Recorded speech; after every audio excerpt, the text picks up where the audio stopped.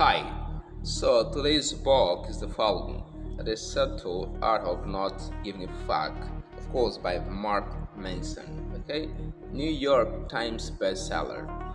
If I had a scale from 1 to 10, this book would get an easy 10. When I say an easy 10, I really meant it. Okay, it's an amazing book.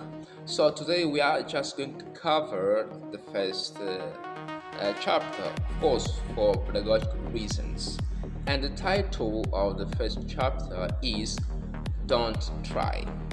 Here, according to authors' point of view, of course, we all live in society where we should be positive all the time.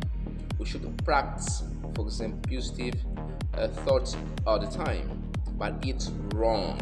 Why? According to author's perspective, it's wrong because positive thoughts all the time create what the author calls as, for example, the feedback loop from hell. Let me give you some examples and you will acknowledge what the author of this book really meant. Nowadays, if you feel anger, somehow the society reminds you that feeling anger is bad. Therefore, you feel anger twice. This is what the author calls as feedback loop from hell. Another example: if you feel anxiety, okay, your friends, your partners, and your co-workers remind you that feeling anxiety sometimes is not okay. Therefore, you start feeling anxiety twice. Once again, this is what the author calls as the feedback loop from hell. Therefore, we should, as human beings, accept pain, and we should accept, for example, anxiety. We should accept anger from time to time. Why? It's very simple, because these feelings are part of what we are as human beings. We cannot ignore pain. We cannot get rid from pain once for all. It will not happen. Okay? The idea of our world, the idea of this new generation, that they do their best in order to get rid of pain, it's meaningless. Okay, at the end, it creates more pain than pleasure. According to Mark Manson, when a person tries to go after more positive experience, at the end might get negative experience, and the opposite is also true. When a person accepts, for example, a negative experiences, at the end might get positive experiences. Let me give you some examples and you understand the idea behind Mark Manson's philosophy. For example, a person who goes after drugs for pleasure, for more pleasure, okay, to get rid of pain. Of course, at the end, this person gets more in trouble, get more negative experiences.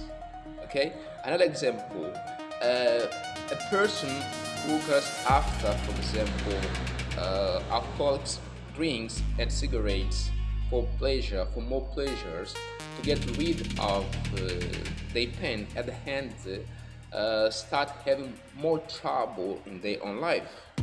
Okay, so, and the opposite is also true, as I said earlier on. If you accept, for example, a negative experience, at the end you might get positive experience.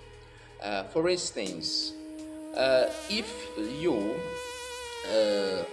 embraces failure at your business, You might learn from your own mistakes. Therefore, this failure, this mistake, this negative experience might lead and might help you to get success. Okay, here you have a perfect example where a bad experience leads to success. Another example of bad experience. Let's assume that you want to lose weight. Okay, if you want to lose weight, the best and the healthy way to do that is to practice exercises. And you know that practice exercises on daily basis, it's painful.